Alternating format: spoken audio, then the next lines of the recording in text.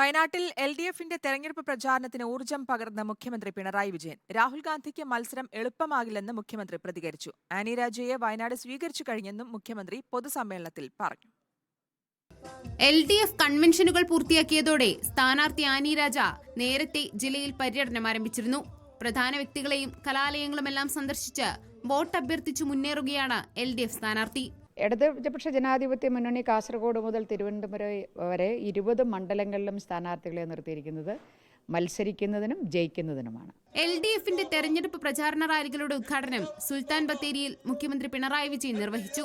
വന്യജീവി പ്രശ്നത്തിൽ തങ്ങൾക്കൊരു ബാധ്യതയുമില്ലെന്ന നിലപാടാണ് കേന്ദ്ര സർക്കാരിനെന്നും വന്യജീവി പ്രതിരോധത്തിനായി കേന്ദ്ര സർക്കാരിന് മുന്നിൽ വച്ച കേരളത്തിന്റെ 620 കോടിയുടെ പാക്കേജ് തള്ളിയതായും മുഖ്യമന്ത്രി വ്യക്തമാക്കി.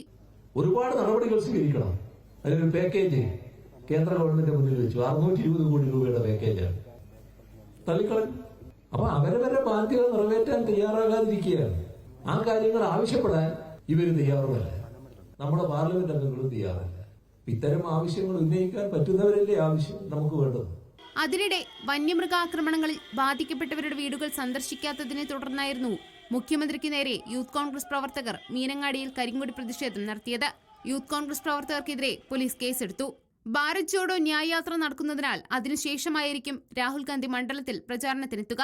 വിവിധ രാഷ്ട്രീയ പാർട്ടികളുടെ പിന്തുണയോടുകൂടി 3 സ്വതന്ത്ര സ്ഥാനാർത്ഥികളും ഇത്തവണ മത്സരത്തിനുണ്ട്. റിപ്പോർട്ടർ, വയനാട്.